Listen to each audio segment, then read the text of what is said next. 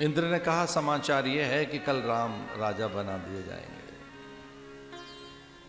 तो चाहते क्या है आप? बोले ना, राम राजा ना बने तो क्या बने? वन में जाएं। राम वन में जाएं 14 बरस के लिए। तो ये कैसे संभव होगा? बोले तो आप जाने कैसे संभव होगा, हम नहीं जानते। ब्रह्माणी की ओर देखा ब्रह्मा जी ने, मां सरस्वती की ओर देखा, विधात्री धात्री की ओर देखा, और ब्रह्माणी ने हामी भर ली, हां कह दी। उन्होंने अपने नेत्रों से आश्वस्त कर दिया, निश्चिंत हो जाओ देवताओं, मैं रामचंद्र को 14 बरस के लिए कल ही भेजती हूं, कल ही मैं भेज दूंगी, मैं भेज दूंगी। किसने कहा? ब्रह्माणी ने। ब्रह्मलोक से उतरकर वो अयोध्या आई और एक दुर्बल चित्त के प्राणी को ढूंढने लगी। कौन मंदमती और अभागा है, कौन है जो संशयी है, कौन है जो केवल लौकिक हित की चिंता करता है, कौन है ऐसा? ब्रह्माणी की हिम्मत तो नहीं हुई, सरस्वती की, शारदा की, कि वो दशरथ तक पहुंचे। वो स्वयं कहती हैं दशरथ के मस्तक को छूने का अर्थ है कि मैं ही नहीं रहूंगी, उनमें मेरा विचार जाने का अर्थ है मेरा अस्तित्व ही नहीं रहेगा। कौशल्या, सुमित्रा, कई तक मैं पहुंच नहीं पाऊंगी। और हां, क्या मैं गुरुदेव तक पहुंचूं और गुरुदेव कहें कि ये विचार बदल दिया जाए? बोली कल्पना भी नहीं है। वहां तो मैं उनकी जिह्वा पर निरंतर वास करती हूं, सदा के लिए लोप हो जाएगा सरस्वती का, तो कहां जाएं? नाम मंथरा मंदमति केरी के कही के अजस नारी दाई करी गई गिरामती फे। सरस्वती कैकई में मंथरा में प्रवेश कर गई। रोष बनकर, आक्रोश बनकर, ईर्षा द्वेष बनकर, राग और भयानक, कपट छल और स्वार्थ बनकर, कपट बनकर, छल बनकर, स्वार्थ बनकर, ईर्षा राग द्वेष बनकर और क्रोध बनकर अनायासी वो जोर जोर से सांस लेने लगी। अब उसकी श्वास में जैसे मानो अग्नि है, उसके नेत्रों में जैसे मानो भयंकर ज्वालाएं हैं, उसकी पूरी देह कांति काली पड़ गई, कंपन होने लगा, वो क्रोध से इतनी विकंपित होने लगी, ईर्षा राग द्वेष से वो अपने को संभाल नहीं पाई। तो जहां जहां सुंदर पुष्पों से सज्जा की गई थी उनको ही वो कुचलने लगी।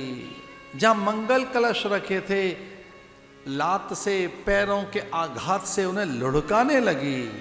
जहां जहां अवलियां, अवलियां कहते हैं पंक्तियों को, दीप अवलियां, दीपावली, अवली कहते हैं पंक्ति को, दीपावली, अवली माने पंक्तियां। तो दीपों की जहां जहां पंक्तियां थी उनको अपनी लकुटी लाठी से गिराने लगी, मंगल कलश तोड़ने लगी, घट फोड़ने लगी, फूंक मार मार कर दिए बुझाने लगी। जहां जहां मारने थे स्वस्तिक उन्हें मिटाने लगी। अनायासी क्रोध, कोप, भयानक द्वेष। और यह दृश्य देखा कैकई ने, तो कैकई को लगा कि अब जो एक कटार जो कभी काम नहीं आई किसी शत्रु का अंत करने के लिए, अब इसका समय आ गया। उनकी मां ने एक उन्हें कटारी दी थी, एक कोई चुपके से अस्त्र दिया था कि तू बुद्धिमान है, सुजान है, गुणवती है, रूपवती है और प्राय स्वर्ग की अप्सराएं तुझसे ईर्षा करती हैं, तो क्या करूं मां, ये कटारी रखना, अचानक कोई विपत्ति आए इससे तेरी रक्षा होगी। ये छोटी सी तलवार रखना बेटी अपने पास, तुझसे बहुत ईर्षा करते हैं लोग, तेरे रूप से, तेरे सौंदर्य से, तेरी बुद्धि युक्ति चातुर्य से, तेरी प्रज्ञा और मेधा से, तेरे ऐश्वर्य से, तू कि राजा के प्रिय भी है। प्राय इंद्र तुझसे ही संवाद करते हैं, इंद्राणी आदि, कौशल्या से वो बात नहीं करते। सर्वत्र तेरे यश की चर्चा है। ये कटारी संभाल के रखना। कोई अचानक ही शत्रु घात आघात संघात करे, किसी शत्रु का अचानक ही प्रहार हो तो तेरी रक्षा तो होगी। तो कैकेयी कहती है ये कटार है, आज काम में आएगी, मैं तेरे प्राण ले लूंगी।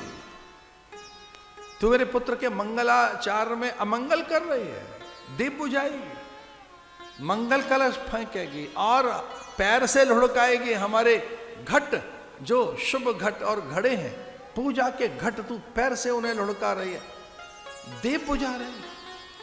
अवलियां तेने सब की सब अस्त व्यस्त कर दी और तू कितना अशुभ कर्म कर रही है कि हमारे माड़ने यानी स्वस्तिक जहां चिन्हित हैं, अंकित हैं, उन्हें दोनों हाथों से मिटा रही है। ऐसा कोई शत्रु नहीं कर सकता। अरे मतमंद अभागी, तुझे हुआ क्या है? कटार निकाल। ये कहकर के ये धाय माय रही है, धाय मेरी रही है। बाल्यकाल से इसने मुझे पाला है, बड़ा किया है। बचपन से जब मैंने आंखें खोली, माँ के इतर इसे ही तो पाया अपने आसपास। दहेज में यही तो आई थी मेरे साथ, कैकेयी देश से। प्राण तो नहीं लूंगी इसके, लेकिन हाँ आज इसका अपमान तो करूंगी। अरे यार दुष्टा, तुझे मैं दंड देती हूं। ब्रह्मा ने यह कहा था जब तक कार्य सिद्ध न हो जाए, अरे सरस्वती अयोध्या छोड़ना मत। कब तक? बोले जब तक राम निकल न जाए वन में। एक बार अयोध्या से निकल जाए राम, फिर लौट आना, लेकिन वहीं रहना, वहीं पर डटी रहना। सरस्वती पूरे वेग के साथ आह्वान करते थे बलों का कि जितने देवताओं का बल है मुझे मिले, जिससे मैं कैकेयी का सामना कर सकूं।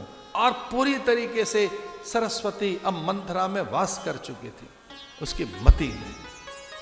और वो कहने लगी दंड तो प्रकृति दे रही है तुझे, तू मुझे क्या देगी? दंड तो विधाता दे रहा है तुझे, दंड तो तुझे राजा दे रहा है। क्योंकि मैं सुनकर आई हूं कि राम सबसे पहले भरत को बंदी बनाएंगे।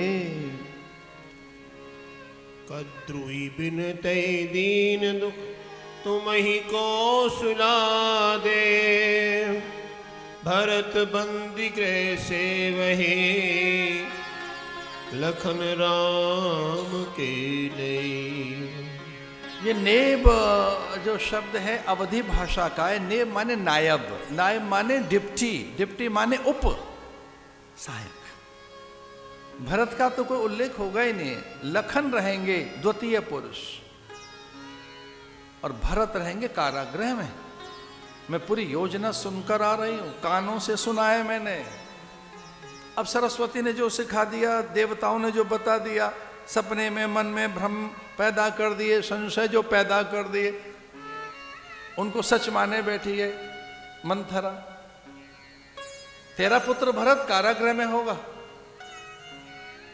और राम राज्य के बाद तेरे माथे का मुकुट उतारा जाएगा और तुझे ये वस्त्र कभी नहीं पहनने को मिलेंगे। दासी के वस्त्र पहनने को मिलेंगे, तू दासी बना दी जाएगी। राज्य द्रोह में तेरे संपूर्ण अधिकार छीन लिए जाएंगे। भैया बोल कौन रहा है? सरस्वती बोल रही है। बोल कौन रहा है? देवता बोल रहा है। पूरी देव सत्ता मंथरा के साथ है। व्याकुल हो गई कि ऐसा नहीं हो सकता। भरत से बहुत स्नेह है दशरथ का। वो उतना ही स्नेह करते हैं जितना राम से। बोले स्नेह करते होते तो भरत का एक बार भी तो स्मरण नहीं किया है। भरत तो एक बार भी याद नहीं किए गए। भरत के नाम की तो चर्चा भी कहीं नहीं। भरत से पूछा तक नहीं। राज्य देने की ऐसी शीघ्रता और त्वरा क्या है? कल ही क्यों? एक मास के बाद क्यों नहीं? भरत की उपस्थिति में क्यों नहीं? भरत को बुलाए क्यों नहीं जा रहा है? इसका अर्थ है बड़ी कोई घातक योजना है, कुचक्र है, षड्यंत्र है। ऐसा कहते हैं सरस्वती धीरे से अपनी छाया कैकेयी की ओर लेकर गई और लो धीरे धीरे धीरे कैकेयी में ही समा गई। तनु पर से कदली जिम कापी कुंवरी दसन जीव तब चार। अब तो सरस्वती को अवसर ही मिल गया। अब वो मंथरा से पूरी तरह से मुक्त होकर अब कई में ही वो आबद्ध हो गई। मंथरा ने जितना काम करना था हो गया। अब तो कई में ही समा गई सरस्वती। कई में नाना प्रकार की भ्रांतियां, भ्रम, संशय, कई में नाना प्रकार के संदेह अपने पति के प्रति अब द्वेष आने लगा। हाँ, ये छल तो हो रहा है, मेरे पुत्र का विस्मरण। कोई बात मुझसे पूछे वो करते नहीं। उन्होंने ये बात राजाओं से पहले क्यों पूछी? संतों से, महापुरुषों से, गुरुदेव से कोई बात मुझसे पूछकर चलते रहे अब तक दशरथ। ये बात मुझसे क्यों नहीं पूछी? संदेह हो गया।